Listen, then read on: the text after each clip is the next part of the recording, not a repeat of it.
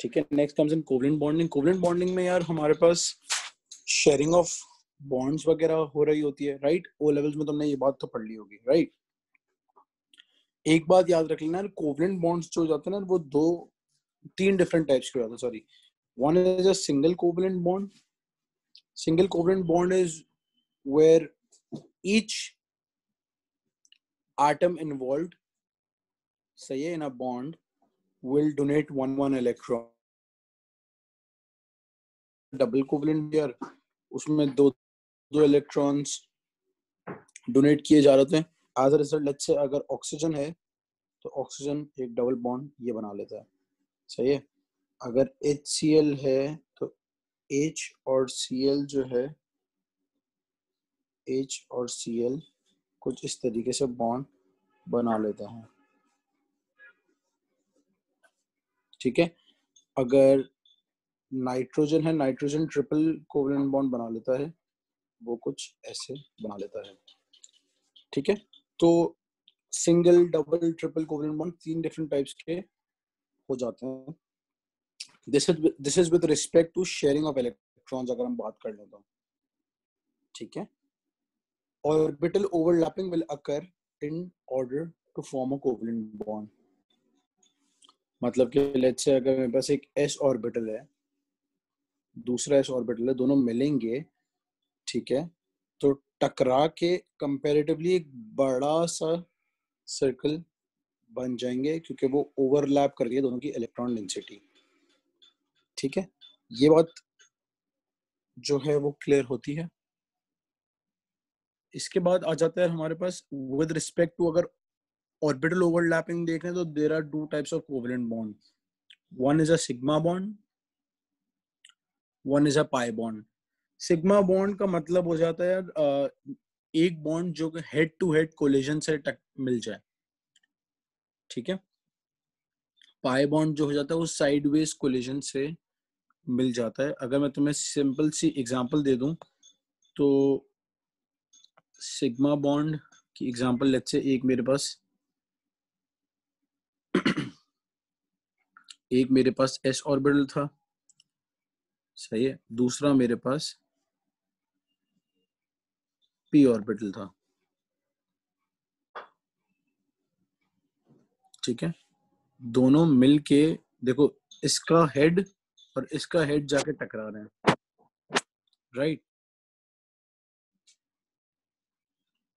कुछ ये शेप हो जाना चाहिए, मतलब कि ये जब इसके अंदर जाके मिक्स ऑफ हो गया, इसके सर्कल के साथ मिक्स कर गया, ये शेप समझ में आता है?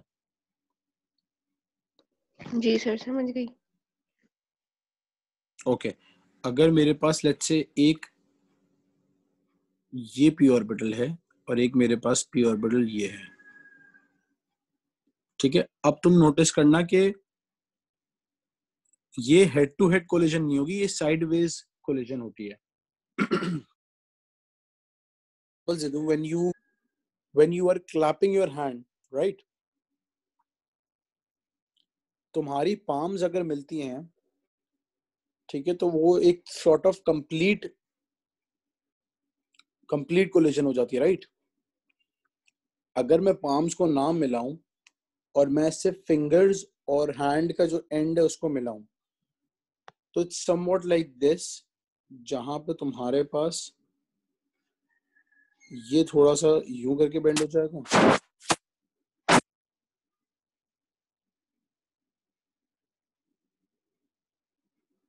ठीक है, और ये जो है वो थोड़ा सा यूं करके बेंड हो जाएगा, ठीक है। As a result complete overlapping नहीं हो पाती, ठीक है, और ये बॉन्ड जो है वो यहां से कुछ टूट जाएगा, सही है। And this is the reason why pi bond की एक इलेक्ट्रॉन डेंसिटी कंपाउंड के ऊपर होती है, एक कंपाउंड के नीचे हो रही होती है। ये अगर टूटेगा तो ये वाला पार्ट और ये वाला पार्ट मिलके ऊपर फ्लोट कर रहा होगा, और ये वाला पार्ट जो है वो मिलके नीचे फ्लोट कर रहा होगा। ये चीज समझ में आती है? तो यही बात मैंने यहाँ पे लिख दी है कि यार sigma bond is always form through head to head collision या overlapping of orbitals. Orbitals will overlap to the maximum extent sigma bond is a strong bond क्योंकि मैक्सिमम एक्सटेंट तक कोलिजन हो रही होती है, इलेक्ट्रॉन डेंसिटी मैक्सिमम एक्सटेंट तक जा रही होती है। एस एस एग्जांपल अगर दे दें, S S head overlapping, right. Hydrogen hydrogen की इलेक्ट्रॉनिक कन्फिगरेशन होती है 1s1, मतलब कि जो उसका इलेक्ट्रॉन है आउटर मोस्ट वो एस ऑर्बिटल में है तो उसका शेप एस हो जाएगा। सिमिलरली दूसरा हाइड्रोजन अगर आता है तो वो भी सेम इलेक्ट्रॉनिक कन्फिगरेशन का एस ऑर्बिटल में आ जाएगा। एज द नेम सजेस्ट्स कि दो एस ऑर्बिटल्स इन्वॉल्व है तो ये S S head on overlapping है, और दोनों मिलके कंपैरेटिवली एक बड़ा सा शेप बना लेंगे। या तो ऐसे लिख लो या फिर ऐसे लिख लो, either ways both are acceptable. ये जो रेड पार्ट है ये दोनों का न्यूक्लियस है जो कि अब कंबाइंड फॉर्म में कंपैरेटिवली थोड़े से साइड पर है, ठीक है। एक बात याद रखना यार, S is a circle, sir नीचे राइट। वाली शेप है वो form it will come again. जो नीचे शेप बनी हुई इस तरह की शेप फॉर्म होगी। या तो आप ऐसे लिख लो या फिर आप ऐसे लिख लो, either ways both are acceptable. Actual shape नीचे वाला हो जाएगा, ये हो जाता है, ठीक है। ठीक है। सही है। अच्छा, एस जो है वो कंपैरेटिवली एक सर्कल है। आई वाज सेइंग सर्कल जो है हर हर पॉइंट पे कोई भी पॉइंट बोल लो, पॉइंट तो सेम ही होगा उसका, किसी भी एंगल ओरिएंटेशन से भेज दो वो सर्कल तो ऐसा ही रह रहा होगा। तो circle will always go through a head on head overlapping, ठीक है। इसके बाद हमारे पास केस आ जाता है एसपी हेड ऑन ओवरलैपिंग। अगर मैं हाइड्रोजन फ्लोराइड की बात कर दूं, एग्जांपल हाइड्रोजन फ्लोराइड की बात करता हूं, हाइड्रोजन जो है 1 इलेक्ट्रॉन, इसकी इलेक्ट्रॉनिक कॉन्फ़िगरेशन होगी 1s1। Fluorine is 1s2 2s2 2p5, right. उसका आउटर मोस्ट इलेक्ट्रॉन देखो p में है, उसका s में है, जिसकी वजह से ये sp हेड ऑन ओवरलैपिंग है, ठीक है। तो ये आउटर मोस्ट इलेक्ट्रॉन्स मिलते हैं तब जाके बॉन्डिंग हो रही होती है। So hydrogen has a circle, fluorine has a p orbital, और दोनों मिलके कंपैरेटिवली कुछ ऐसा बॉन्ड बना रहे होंगे जो कि मिक्स ऑफ करके फाइनल शेप मुझे ये दे देगा। Next comes in pp head on overlapping, right. Example है फ्लोरीन मॉलिक्यूल, यार फ्लोरीन और fluorine both will be in the p orbital, right। तो इन दोनों का p ऑर्बिटल मिलेगा तो कुछ कोलिजन ये हो जाएगी। देखो यार, ओरिएंटेशन बहुत ज्यादा इंपॉर्टेंट है। अभी जिस केस में ये आ रहे हैं दोनों के heads will collide in the sigma bond, दोनों कोलाइड करेंगे ऐसा बना देंगे, ठीक है। अच्छा, let's say I was asked about the bonding of NH3 nitrogen. आप हमेशा सेंट्रल एटम देखो, ठीक है। नाइट्रोजन जो है it is in group 5, right. इसका एटॉमिक नंबर होता है 7, तो 1s2 2s2 2p3 हो गया, राइट। 3 हाइड्रोजन हैं वो तीनों आके अटैच हो गए। ये जो एग्जांपल हो जाएगी वो sp हो जाएगी, sp head on head overlapping कह दो, ठीक है। अच्छा, for this amount, for this bond, ठीक है। तो नाइट्रोजन पे देखो 3 हाइड्रोजन आकर लग गए, राइट। अगर तुम इसका आउटर मोस्ट शेल देखो, ये 1s2 था, ये 2s2 था और ये 2p3 था,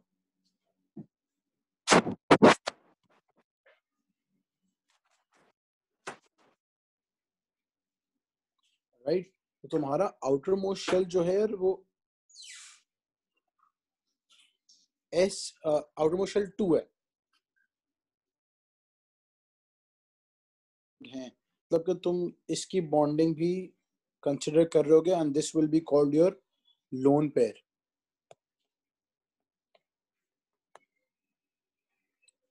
ठीक है, तो मेरे पास 3 बॉन्ड पेयर आ रहे हैं, सही है, और मेरे पास 1 लोन पेयर आ रहा है. लोन पेयर का मतलब हो जाता है वो इलेक्ट्रॉन पेयर जो कि बॉन्डिंग में हिस्सा नहीं ले रहा, बट वो आउटर मोस्ट शेल में तो है ना. आउटर मोस्ट शेल तो हमारा 2 हो गया. आउटर मोस्ट शेल हमेशा तुम देखते हो, राइट? ठीक है. तो ये वाला शेल जो है वो, ये वाला ऑर्बिटल जो है वो बॉन्डिंग में हिस्सा नहीं ले रहा होगा, बट ये डेफिनेटली इम्पैक्ट जरूर कर रहा होगा. लोन पेयर जो है वो रिपल्जन क्रिएट कर रहा होता है बॉन्ड्स वगैरह में. ठीक है, ठीक है. जो ठीक है. बॉन्ड पेयर्स हैं वो थोड़ा सा स्टेबिलिटी ला रहे होते हैं, क्योंकि ये सिंगली फिल्ड थे तो दे हैड द वेकेंसी, और इन्होंने हाइड्रोजन के साथ बॉन्ड कर लिया था. जबकि जो एस ऑर्बिटल है वो देखो कंप्लीटली फिल्ड था नाइट्रोजन का, वेकेंसी भी नहीं थी, तो उसने बॉन्डिंग प्रेफर नहीं की. वो बॉन्डिंग नहीं कर रहा था लेकिन वो आउटर मोस्ट शेल में था, तो वो रिपल्जन क्रिएट कर रहा होगा. ठीक है, सो नाइट्रोजन यहाँ देखने को मेरे पास 3 हाइड्रोजन से बॉन्ड कर रहा है, सही है. नाइट्रोजन का खुद का p ऑर्बिटल है, तो देखो ये वाला शेप आ रहा है. हाइड्रोजन जो है वो s ऑर्बिटल है, तो ये कोलाइड कर रहा है, तो this is called a sp head on overlap, right? अच्छा, ठीक है. जो p ऑर्बिटल है, ओ सॉरी, जो s ऑर्बिटल का जो लोन पेयर है, लोन पेयर तुम्हारा ये आ गया. s ऑर्बिटल है तो सर्कुलर शेप है. ठीक है, एक बात याद रखना, टेक्निकली स्पीकिंग तुम्हारा बॉन्ड कुछ ऐसा हो जाना चाहिए था, right? Lone pair comparatively repulsion create कर रहा होता है, thereby pushing these bonds downwards, और तुम्हारा बॉन्ड कुछ ये हो रहा होता है.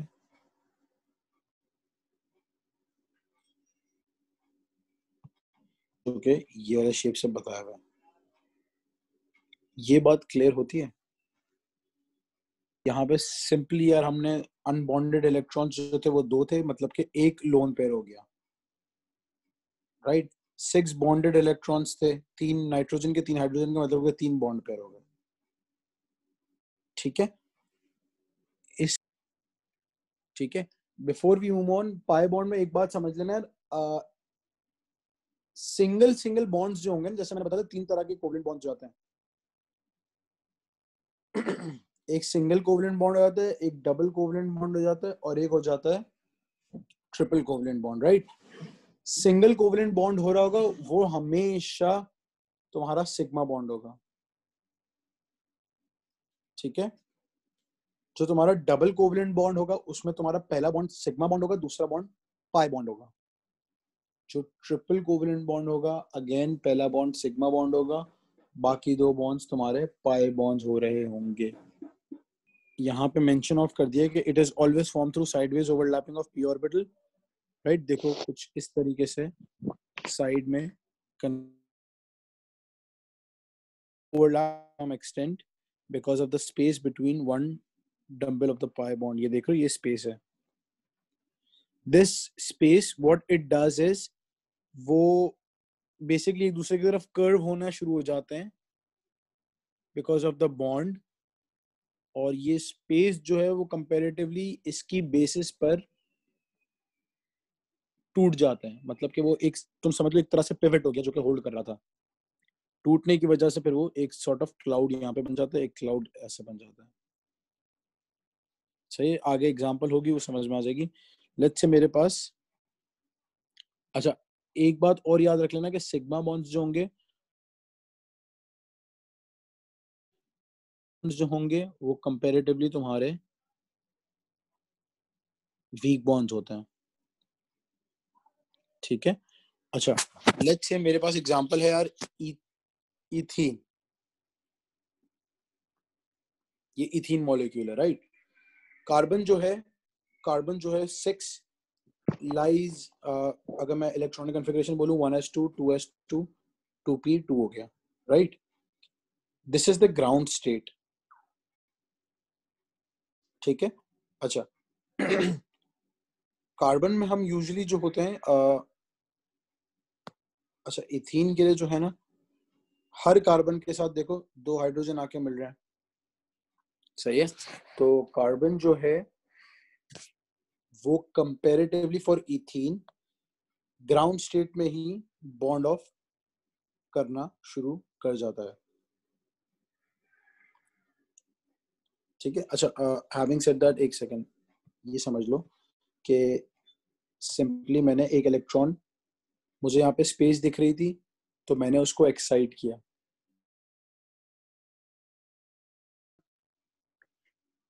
पहले भी तो अगर एक हाइड्रोजन आ रहा है तो वो यहाँ बॉन्ड कर लिया, हाँ दूसरा हाइड्रोजन आ रहा है वो इधर बॉन्ड कर लिया, ठीक है। फिर एक कार्बन आ रहा है तो देखो यार वो कार्बन ने इधर और इधर बॉन्ड कर लिया। देखो carbon is in group 4 so should be making 4 bonds, right. अगर मैं ग्राउंड स्टेट से एक्साइट करके एक्साइटेड स्टेट में ले आता हूँ तो आई हैव द अपॉर्चुनिटी कि मैं 4 सिंगल इलेक्ट्रॉन्स के साथ डील कर रहा हूँ, मतलब कि 4 बॉन्ड्स बना सकता हूँ, जो कि कार्बन को उसकी नेचुरल कॉन्फ़िगरेशन देगा कि भाई हाँ 4 ग्रुप 4 में है तो it should make 4 bonds, right. Had it not been doing that तो मेरे पास ग्राउंड स्टेट में चेक कर लो, एक लोन पेयर है, lone pair creates a repulsion, ठीक है। ठीक है।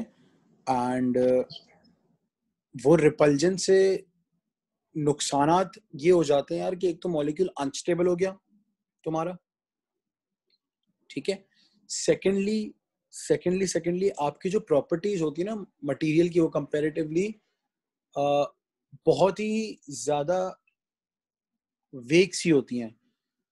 फॉर एग्जांपल ये जो कार्बन मोनोऑक्साइड है वो ये वाला प्रेफर कर रहा होता है reaction, right, which makes it poisonous, ठीक है। ठीक है। तो ये बेसिक बताने का मकसद ये था कि ये बहुत ही अनॉमलस सा बिहेवियर पे शुरू कर,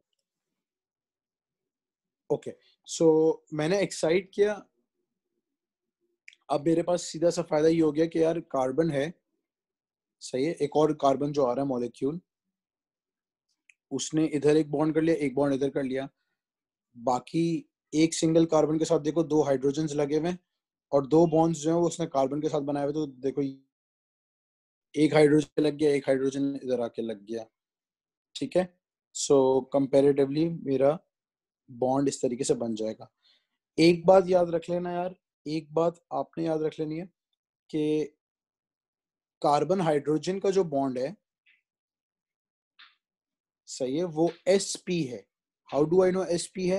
हाइड्रोजन का s ऑर्बिटल हो गया, कार्बन का p ऑर्बिटल है आपके सामने, राइट। तो देखो ये sp हेड ऑन हो गया, राइट।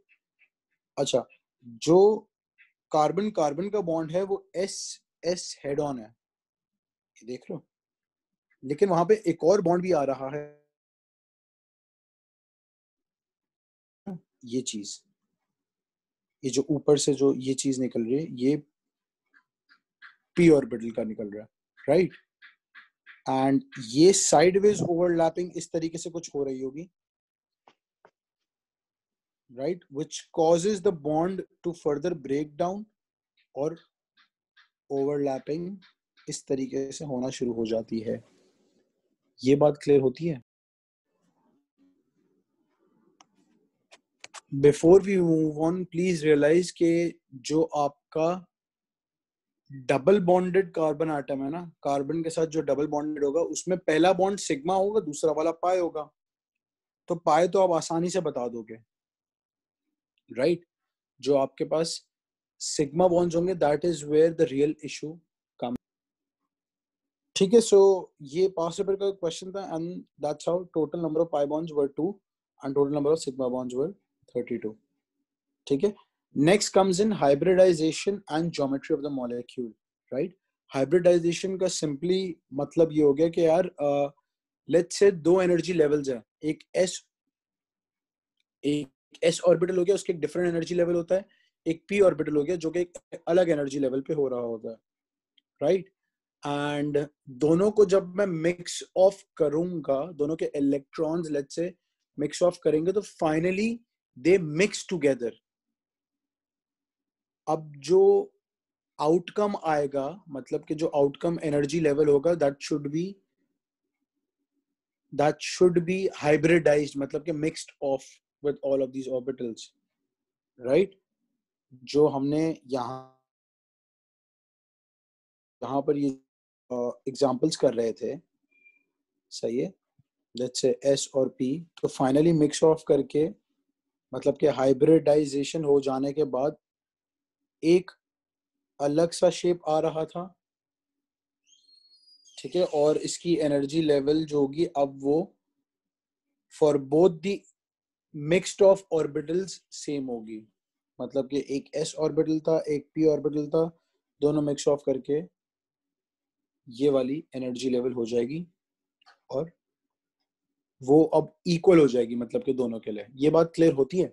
s ऑर्बिटल जो है वो कंपैरेटिवली न्यूक्लियस के बहुत करीब होता है. Then comes p, right? So s orbital जो होगा उसकी एनर्जी लेवल जो होगी वो कंपैरेटिवली लो होगी, जबकि जो p ऑर्बिटल है that has a higher energy level, या that has a higher energy amount कह दो, ठीक है. When both of these orbitals come in contact with one another, right, they share their energies, and electron sharing के साथ साथ energy sharing भी हो रही होती है, एंड देन फाइनली आपका जो शेप है वो मिक्स ऑफ करके बनता है. तो अब जो energy for both of these orbitals होगी वो एक इक्वल करके वन हो जाएगी, मतलब कि मिक्स ऑफ हो चुकी है. देखो, sp3 hybridization is a type of hybridization in which there is one s orbital involved, सही है, and 3 p orbitals involved, right? Hence the name sp3.